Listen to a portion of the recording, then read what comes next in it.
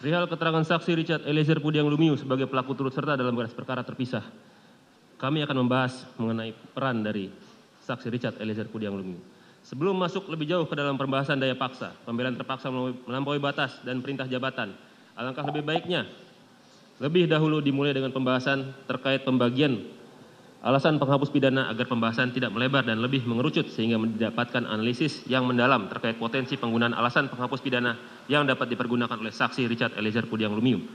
KUHP sendiri memang tidak membedakan dengan jelas tentang pembagian alasan penghapus pidana. Pembagian alasan penghapus pidana ini terdapat dalam doktrin yang berkembang dalam hukum pidana.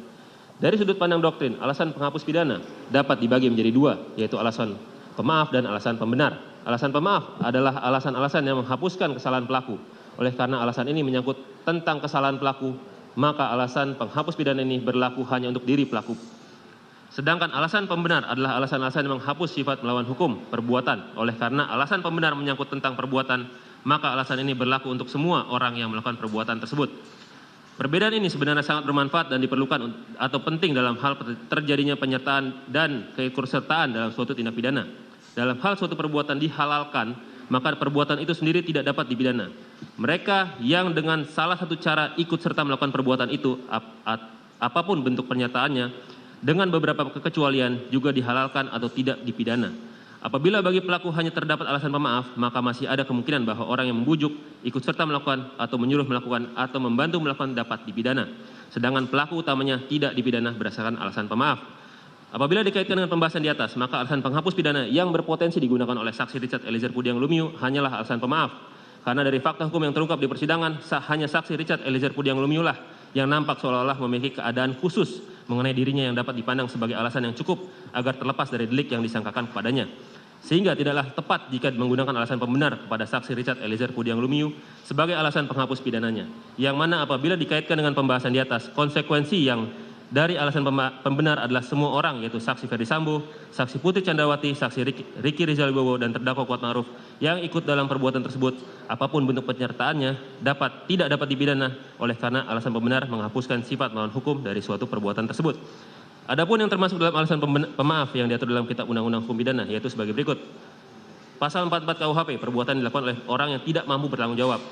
Perbuatan dilakukan karena terdapat daya paksa, pasal 48 KUHP. Perbuatan karena pembelaan terpaksa yang melampaui batas, pasal 49 ayat 2 KUHP. Perbuatan yang dilakukan untuk menjalankan perintah jabatan yang tidak sah, pasal 51 ayat 2 KUHP. Penuntut umum akan membahas perihal keadaan tersebut satu persatu. Pertama, daya paksa, pasal 48 KUHP. Menurut Simons, overmah itu dapat berupa keadaan terpaksa secara fisik dan keadaan terpaksa secara psikis. Secara fisik itu dapat terjadi karena paksaan yang dilakukan oleh orang ketiga, misalkan dengan memegang tangan orang yang dipaksa untuk menandatangani sepucuk surat di dalam kejahatan pemalsuan surat.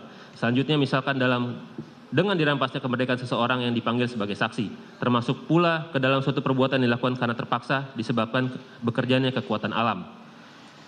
Kemudian menurut Jonathan Hiring dianggap dibacakan, menurut R. Susilo dianggap dibacakan. Kemudian bahwa perbuatan yang dilakukan dalam keadaan terpaksa ini dapat digolongkan sebagai alasan pembenar maupun alasan pemaaf.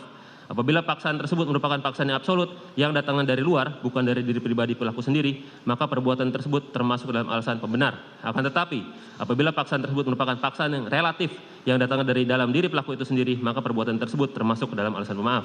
Oleh karena itu, pada pembahasan daya paksa ini akan difokuskan pada daya paksa relatif dikarenakan berdasarkan pembahasan sebelumnya, alasan penghapus pidana yang tepat digunakan kepada saksi Richard Eliezer Pudiang Lumiu adalah alasan pemaaf.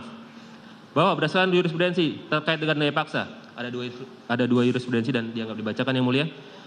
Bahwa berdasarkan fakta hukum yang terungkap dalam persidangan, saksi Richard Eliezer Pudiang Lumiu mendapat perintah dari saksi Ferdi Sambo di rumah Jalan Saguling untuk menembak korban, dan kemudian saksi Richard Eliezer Pudiang Lumiu langsung mengiyakan perintah dari saksi Ferdi Sambo tersebut.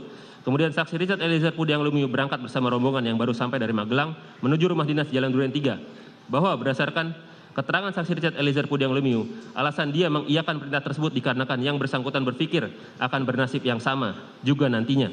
Saksi Richard Eliezer Pudiang Lumiu juga terpikir takut nanti keluarganya dan tunangannya akan terjadi sesuatu kepada mereka. Bahwa masih berdasarkan keterangan saksi Richard Eliezer Pudiang Lumiu, pada saat kejadian ia diteriaki oleh saksi Ferdi Sambo dengan kata-kata, "Woi, kau tembak cepat, woi, kau tembak." Lalu dengan keadaan terpaksa dan rasa takut, saksi Richard Eliezer Pudiang Lumiu mencabut senjatanya dan melakukan tembakan ke arah korban. Apabila dikaitkan dengan pendapat ahli dan jurisprudensi di atas, keterangan dari saksi Richard Eliezer Pudiang Lumiu tersebut belum cukup untuk membuktikan bahwa penembakan tersebut dilakukan dalam keadaan terpaksa secara psikis. Bahwa dalam keadaan terpaksa secara psikis terjadi jika orang memakai kekerasan atau ancaman kekerasan itu membiarkan orang yang dipaksa untuk tetap bebas secara fisik dan juga bebas untuk tidak melakukan sesuatu sesuai dengan apa yang dikehendakinya. Akan tetapi kekerasan atau ancaman kekerasan itu mempunyai pengaruh yang demikian rupa bahwa yang perlu digarisbawahi adalah pendapat tersebut adanya daya paksa dalam bentuk kekerasan atau ancaman kekerasan dari orang yang memaksa dan mempunyai pengaruh yang demikian rupa. Bahwa dari keterangan saksi Richard Eliezer Pudiang Lumiu tidak tergambar adanya paksaan baik itu dalam bentuk kekerasan maupun ancaman kekerasan yang mempunyai pengaruh demikian rupa dari saksi Ferdi Sambo yang mengakibatkan saksi Ferdi Sambo dalam keadaan tertekan secara psikis sehingga langsung mengiyakan perintah dari saksi Ferdi Sambo bahwa teriakan saksi Ferdi Sambo dengan kata-kata kau tembak cepat, woi kau tembak, tidak termasuk paksaan baik dalam bentuk kekerasan maupun ancaman kekerasan yang mempunyai pengaruh demikian rupa yang dapat mengakibatkan saksi Richard Eliezer Pudiang Lumiu dalam keadaan tertekan secara psikis sehingga saksi Richard Eliezer Pudiang Lumiu mencabut senjatanya dan melakukan tembakan ke arah korban. Lebih lanjut, apabila dikaitkan dengan jurisprudensi di atas, maka perasaan atau pikiran saksi Richard Eliezer Pudiang Lumiu yaitu bahwa apabila dia menolak perintah tersebut maka akan bernasib sama juga nantinya, kemudian akan yang bersangkutan juga terfikir takut nanti keluarga atau tunangannya akan terjadi sesuatu kepada mereka, tidaklah dapat dikatakan sebagai bentuk keadaan terpaksa yang mengakibatkan saksi Richard Eliezer Pudiang Lumiu dalam keadaan tertekan secara psikis. Dikarenakan keadaan terpaksa tidaklah dapat disandarkan pada perasaan pribadi. Terkait dengan pembelaan terpaksa yang melampaui batas, pasal 49 ayat 2 KUHP.